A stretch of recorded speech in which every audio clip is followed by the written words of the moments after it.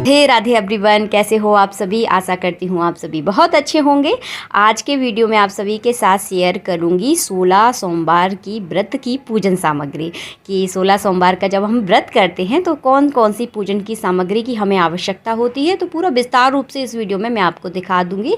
और इस व्रत को श्रावण मास से करने का विशेष महत्व रहता है। वैसे तो देखिए आप कभी भी कर सकते हैं शुक्ल पक्ष से, यानी उजाले पखवाड़े से, जैसे उजाला पखवाड़ा कहा जाता है। जैसे धीरे धीरे चंद्रमा बढ़ता चला जाता है और पूर्णिमा आती है, उस पखवाड़े से इस व्रत को रखा जाता है। तो सबसे पहले देखिए हमें एक चौकी या पटा की आवश्यकता होगी। उसके बाद आप चौकी या पटा पर बिछाने वाला कपड़ा ले लें। सफ़ेद कपड़ा भी इस पूजा में यूज़ किया जाता है क्योंकि ये शिव जी की पूजा है, तो सफ़ेद कपड़ा भी आप ले सकते हैं, लाल कपड़ा आप ले सकते हैं।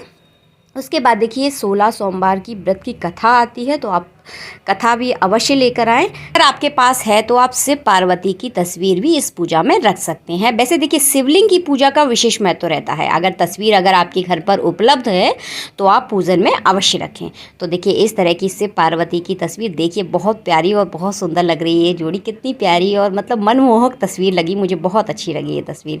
तो इस तरह की अगर कोई तस्वीर है तो आप पूजा में ज़रूर रखें। उसके बाद देखिए पूजन सामग्री में हमें फूल माला की बहुत आवश्यकता होगी। बेलपत्र ज़रूर चढ़ाए जाते हैं शिव जी की पूजा में। और कलश के लिए हमें आम के पत्ते और अशोक के पत्ते हमें चाहिए होते हैं। तो आम के या अशोक में से आप कोई से भी पत्ते इसमें ले सकते हैं। और हाँ, 16 सोमवार के व्रत में कलश स्थापना ज़रूर की जाती है। जिस भी 16 सोमवार में आप व्रत कर रहे हैं तो वहाँ पूजा में कलश स्थापना आप ज़रूर करें।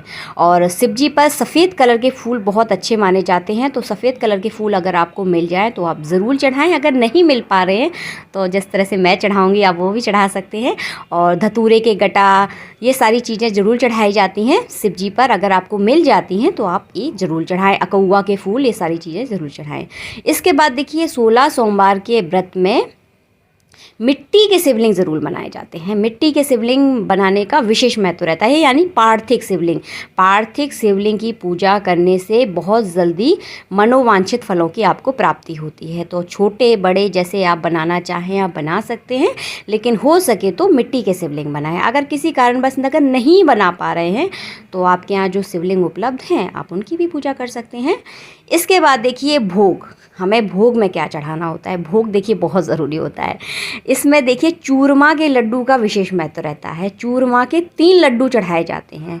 तो घर में ही आप हो सके तो प्रसाद जब भी बनाएं आप घर में ही बनाएं। अगर किसी कारणवश अगर नहीं हो पा रहा है तो बाज़ार का यूज़ कर सकते हैं, वैसे घर में ही बनाना चाहिए। तो 3 लड्डू लिए जाते हैं, एक गाय के लिए, एक कन्या के लिए और एक शिव भगवान के प्रसाद के लिए। और बाद में उसे आप स्वयं ग्रहण करेंगे। आपको एक कटोरी में शक्कर दिख रही होगी, तो शक्कर से भगवान शिव का अभिषेक किया जाता है। देखिए भगवान शिव का अभिषेक पंचामृत से किया जाता है। तो पंचामृत में 5 चीज़ें मिलाई जाती हैं और 5 अलग अलग चीज़ों से अभिषेक किया जाता है। फिर बाद में सारी चीज़ों को एक करके यानी पंचामृत बनाकर फिर अभिषेक किया जाता है। तो अभिषेक के देखिए मेरे पास बहुत सारे वीडियो है मेरे चैनल पर, मेरे पास नहीं मेरे चैनल पर, तो वहाँ से आप चेक कर सकते हैं। विस्तार रूप में मैंने बताया है। यहाँ पर मैं एक शॉर्टकट तरीके से और सरल तरीके से आपको बताऊंगी। तो देखिए ये सारी सामग्री है, आप ध्यान से देख सकते हैं। हमें चूरमा के लड्डू की बहुत ज़्यादा आवश्यकता होती है 16 सोमवार के व्रत में। इन्हीं का देखिए भोग लगाया जाता है। जब आप उद्यापन करते हैं तो 16 लड्डू बांटे जाते हैं। इसके बाद लेना है देखिए हमें कच्चा दूध। हो सके तो गाय का कच्चा दूध अगर मिल जाता है तो बहुत अच्छी बात है। अगर नहीं मिल पाता तो आप भैंस का भी ले सकते हैं। तो यहाँ पर कच्चे दूध से भगवान शिव के अभिषेक करने से हमें सारी सुख सुविधाएं की प्राप्ति होती है। अगर किसी को पुत्र अगर प्राप्त करना है तो पुत्र प्राप्ति के लिए भी कच्चे दूध से अभिषेक करने से शिवलिंग पर, तो उससे भी बहुत ज़्यादा फ़ायदा होता है। बहुत जल्दी आपको पुत्र की प्राप्ति हो जाती है। और दूसरी कटोरी में जिसमें चम्मच रखी हुई है उसमें है पंचामृत, जो कि मैंने पहले से बना के रखा हुआ है। 5 चीज़ों से मिलकर बनता है पंचामृत, ये तो आप सभी जानते होंगे। तुलसी का पत्ता नहीं डाला जाता, इस चीज़ का विशेष ध्यान रखें क्योंकि कई बार हम सभी लोग भूल जाते हैं, तुलसी का पत्ता डाल देते हैं, तो वो आपको नहीं डालना है। इस चीज़ का विशेष ध्यान रखें। और इसके बाद चलिए और सारी सामग्री मैं आपको बता दूँ। ध्यान से आप एक कॉपी और पेंसिल ले लें, उससे सारी चीज़ें आप लिख लें तो आपको सारी चीज़ें याद रहेंगी। वैसे जो सारी सामग्री हर पूजा में हमें आवश्यकता होती है वही सारी सामग्री मैं दिखा रही हूँ यहाँ पर। यहाँ पर देखिए ये है घी का दीपक है, तो जब तक आप पूजा करें जब तक घी का दीपक ज़रूर जला कर रखें, इस चीज़ का याद रखें। तो देखिए घी का हमने दीपक तैयार कर लिया है। इत्र, शिवलिंग पर इत्र लगाने का विशेष महत्व है, तो इत्र आप ज़रूर लेकर आएँ। उसके बाद देखिए जनेऊ, कलावा और गुलाल, सिंदूर, अबीर, भांग और कलश स्थापना के लिए एक सुपारी, हल्दी, लौंग, इलायची, लौंग इलायची का भी भोग लगाया जाता है। अगर पान का पत्ता अगर मिल जाता है तो पान का पत्ता भी आप ज़रूर रखें। मुझे नहीं मिल पाया है लेकिन मैंने आपको यहाँ पर बता दिया है। शहद और चंदन का पाउडर, ये सारी चीज़ें आप ज़रूर रखें। अगर विस्तृत रूप से अगर अभिषेक आप करना चाहते हैं तो इन सारी चीज़ों की आपको आवश्यकता होगी। और वैसे भी देखिए नॉर्मल चीज़ें मैं आपको दिखा रही हूँ, ये सारी चीज़ें आपको आसानी से मिल जाएगी। ये सारी चीज़ें आप ज़रूर चढ़ाएँ। तो आप ध्यान से ये सारी चीज़ें देख लें।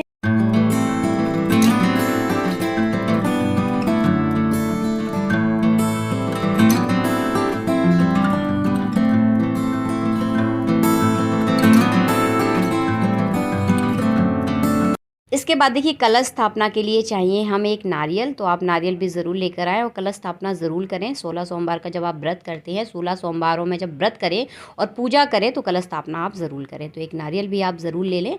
इसके बाद देखिए शिवलिंग पर अभिषेक भी अलग अलग तरीक़ों से किया जाता है। अगर आप गन्ने के जूस से अभिषेक करना चाहते हैं तो गन्ने का जूस भी आप लाकर उससे अभिषेक कर सकते हैं।